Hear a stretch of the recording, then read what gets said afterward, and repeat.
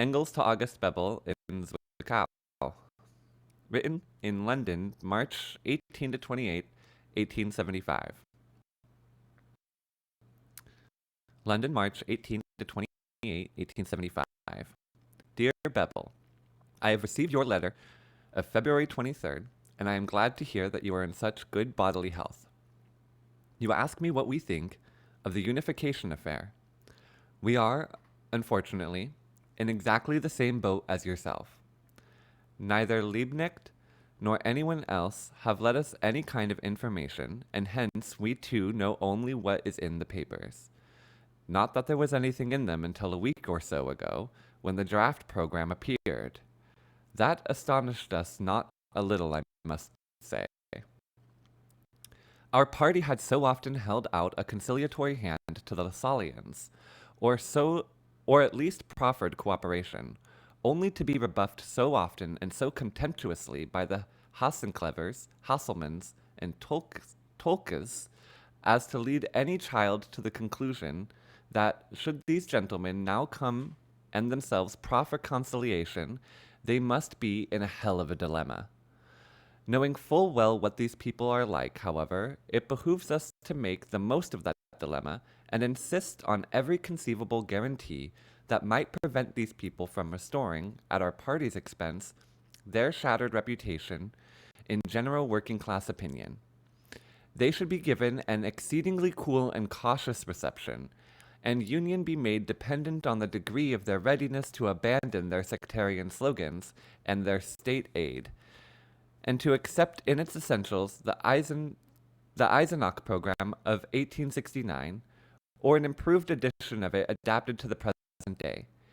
Our party has absolutely nothing to learn from the Lassallians in the theoretical sphere, i.e., the crux of the matter where the program is concerned. But the Lassallians, doubtless, have something to learn from the party. The first prerequisite for union was that they cease to be sectarians. Lassallians, i.e., that, first and foremost, they should, if not wholly relinquish the universal panacea of state aid, at least admit it to be a secondary provisional measure alongside and amongst many others recognized as possible.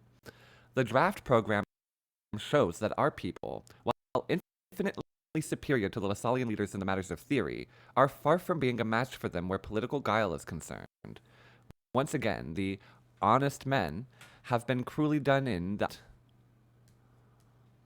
To begin with, they adopt the high-sounding but historically false Lassallian dictum, in relation to the working class, all other classes are only one reactionary mass. This proposition is true only in certain exceptional instances. For example, in the case of a revolution by the proletariat, e.g. the Commune, or in a country in which not only has the bourgeoisie constructed state and society after its own image, but the democratic petty bourgeoisie, in its wake, has already carried that reconstruction to its logical conclusion. If, for instance, in Germany, the democratic petty bourgeoisie were part of this reactionary mass, then how could the Social Democratic Workers' Party have gone hand in hand with it, with the People's Party, for years on end? How could the Volksstaat derive virtually all its political content from the petty bourgeois democratic Frankfurter Zeitung? And how can one explain the adoption in this same program of no less than 7 demands that coincide exactly and word for word with the program of the People's Party and of the petty bourgeois democracy? I mean the 7 political demands, 1 to 5 and 1 to 2, of which there is not one that is not bourgeois democratic. Secondly, the principle that the workers' movement is an international one is, to all intents and purposes, utterly denied in respect of the present, and this by men who, for the space of 5 years and under the most difficult conditions, upheld that principle in the most laudable manner. The German workers' position in the van of the European movement rests essentially on their genuinely international attitude during the war. No other proletariat would have behaved so well, and now this principle is to be denied by them at a moment when everywhere abroad workers are stressing it all the more by reason of the efforts made by governments to suppress every attempt at its practical application in an organization. What is left of the internationalism of the workers' movement? The dim prospect, not even of subsequent cooperation among European workers with a view to their liberation, nay, but a future, but of a future international brotherhood of peoples, of your peace league bourgeois United States of Europe. There was of course no need whatever to mention the International as such, but at the very least there should have been no going back on the program of 1869, and some sort of statement to the effect that, though first of all the German Workers' Party is acting within the limits set by its political frontiers, it has no right to speak in the name of the European proletariat, especially when what it says is wrong. It is nevertheless conscious of its solidarity with the workers of all other countries and will, as before, always be ready to meet the obligations that solidarity entails. Such obligations, even if one does not definitely proclaim or regard oneself as part of the international, consist, for example, in aid, abstention from the blacklegging during strikes, making sure that the party organs keep German workers informed of the movement abroad, agitation against impending or incipient dynastic wars, and during such wars, an attitude such as was exemplarily maintained in 1870 and 1871, etc. Thirdly, our people have allowed themselves to be saddled with the Lassallean iron law of wages, which is based on a completely outmoded economic view. Namely, that on average, the workers receive only the minimum wage because, to the Malthusian theory of population, there are always too many workers. Such was Lassalle's reasoning. Now, in Capital, Marx has amply demonstrated that the laws governing wages are very complex, that, according to circumstances, now this law, now that holds sway, that they are therefore by no means iron, but are, on the contrary, exceedingly elastic, and that the subject really cannot be dismissed in a few words, as Lassalle imagined. Malthus' argument, upon which the law Lassalle derived from him and Ricardo, whom he misinterpreted, is based as that argument appears, for instance, on page 5 of the Arbiterlose book, where it is quoted from another pamphlet of Lassalle's, is exhaustively refuted by Marx in the section on accumulation of capital. Thus, by adopting the Lassallean iron law, one commits oneself to a false proposition and false reasoning in support of the same. Fourthly, as its one and only social demand, the program puts forward. Fourthly, as its one and only social demand, the program puts forward Lassallean state aid in its starkest form, as stolen by Lassalle from Boucher. After this, Braque was so aptly demonstrated the sheer futility of that demand. After almost all, if not all, of our party speakers have, in their struggle against the Lassalleans, been compelled to make a stand against this state aid. Our party could hardly demean itself further. Internationalism sunk to the level of Amand Goeg, socialism to that of the bourgeois republican Boucher, who confronted the socialists with this demand in order to supplant them.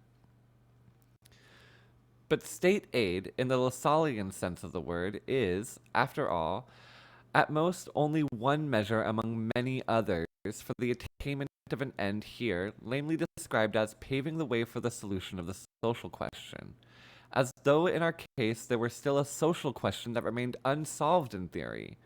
Thus, if you were to say the German Workers' Party strives to abolish wage labor and hence class distinctions by introducing cooperative production into industry and agriculture, and on a national scale, it is in favor of any measure calculated to attain that end. No Lassallean could possibly object. Fifthly, there is absolutely no mention of the organization of the working class as a class through the medium of trade unions, and that is a point of the utmost importance. This being the proletariat's true class organization in which it fights its daily battles with capital, in which it trains itself, and which nowadays can no longer simply be smashed, even with reaction at its worst, as presently in Paris.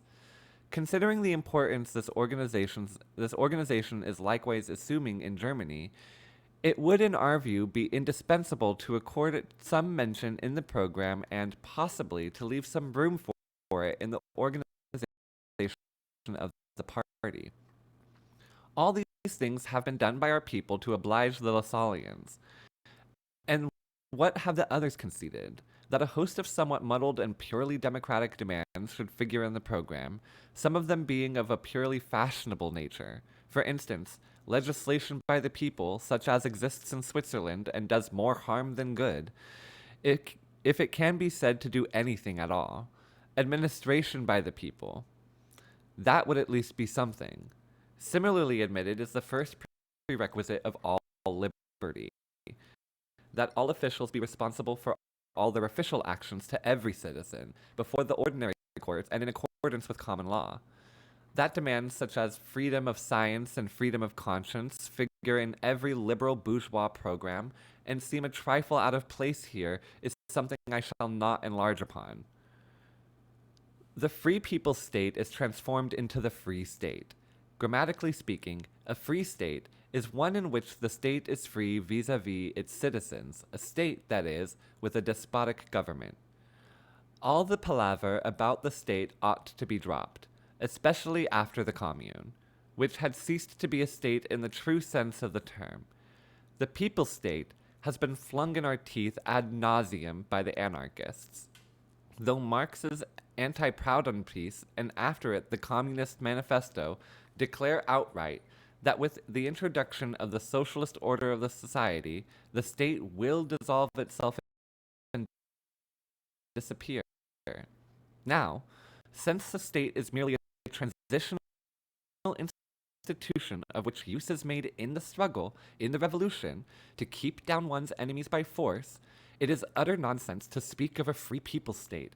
So long as the proletariat still makes use of the state, it makes use of it not for the purpose of freedom, but of keeping down its enemies. And, as soon as there can be any question of freedom, the state as such ceases to exist.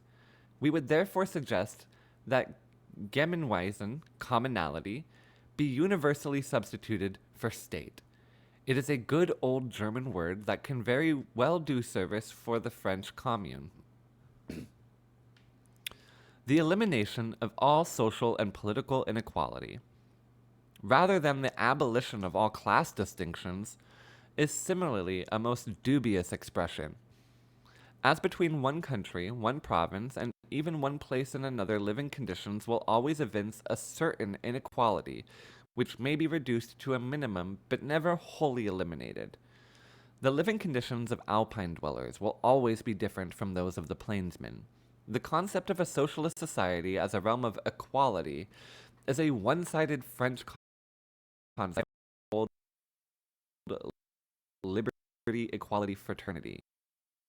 A concept which was justified in its own time, which, like all the one-sided ideas of earlier socialists, marital confusion, and more accurate ways of presenting the matter have been discovered. I shall desist. Although almost every word in this program, a program which is, moreover, insipidly written, lays itself open to criticism, it is such that, should it be adopted, Marx and I could never recognize a new party set up on the basis and shall have to consider most seriously what attitude, public as well as private, we should adopt towards it. Remember that abroad we are held responsible for any and every statement and action of the Social Democratic Workers' Party, e.g. by Bakunin in his work Statehood and Anarchy, in which we are made to answer for every injudicious word spoken or written by Liebknecht since the inception of Demokratisches Wochenblatt. People imagine that we run the whole show from here, whereas you know as well as I do that we have hardly ever interfered in the least with internal party affairs, and then only in an attempt to make good, as far as possible, what we consider to have been blunders, and only theoretical blunders at that. But as you yourself will realize, this program marks a turning point, which may very well force us to renounce any kind of responsibility in regard to the party that adopts it. Generally speaking, less importance attaches to the official program of a party than what it does. But a new program is, after all, a banner planted in public, and the outside world judges the party by it. Hence, whatever happens there should be no going back, as there is here on the Eisenach program. It should further be considered what the workers of other countries will think of this program, what impression will be created by this genuflection on the part of the entire German socialist proletariat before Lassalleanism. I am moreover convinced that a union on this basis would not last a year. Are the best minds of our party to descend to repeating parrot fashion Lassallean maxims concerning the iron law of wages and state aid? I'd like to see you, for one, thus employed. And were they to do so, their audiences would hiss them off stage. Their audiences would hiss them off the stage. And I feel sure that it is precisely on these bits of the program that the Lassalleans are insisting, like Shylock the Jew on his pound of flesh.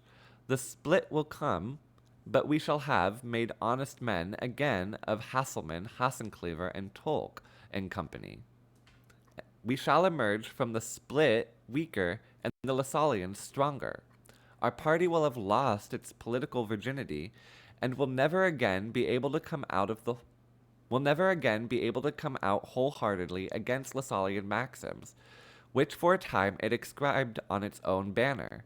And then, should the Lassalleans again declare themselves to be the sole and most genuine workers' party, and our people to be bourgeois, again declare them. The program would be there to prove it.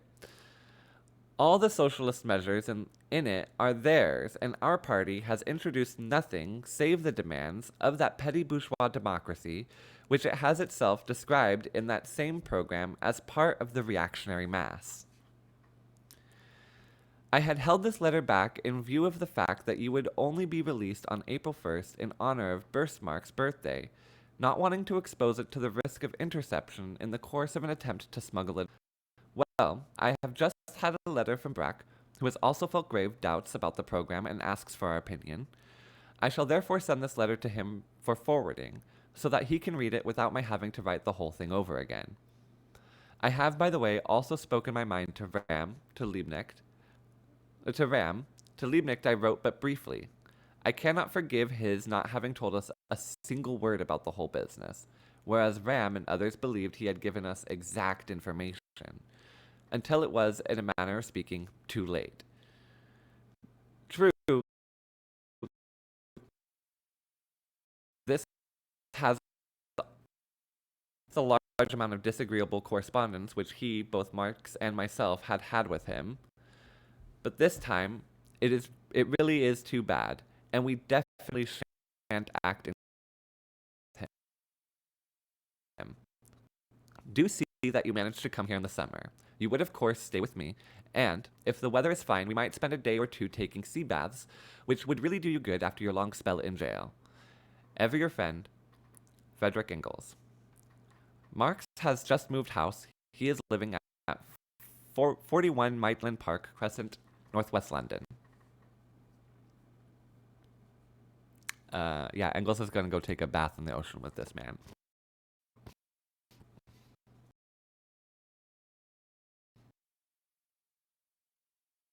Says, come relax your muscles, come wash away if you let it. That is something that I believe. Yeah, who's taking sea baths with me and the boys? And so one year, I spent as the whole entire year as close in proximity to water because I felt like I needed to wash away a lot of stuff that was happening in my life, and it was very healing. Water will wash away anything if you let it. Is what I think. Imagine if everyone just had access to our school notes from note passing. That's, yeah, actually real.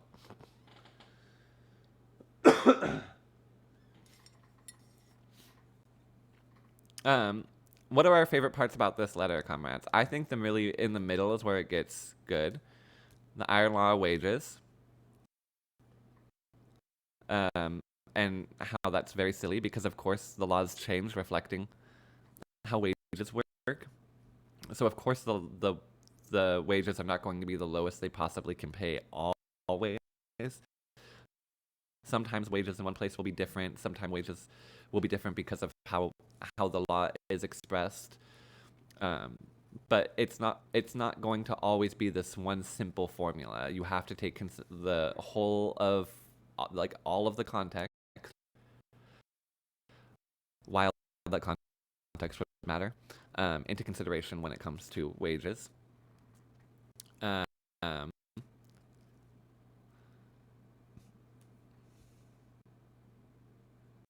where is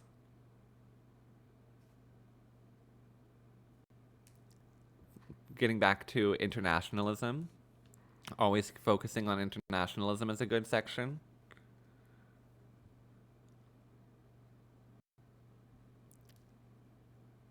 Where is the section about? Oh, here it is, the Free State. The section about the Free State and how that's absurd. Another good section.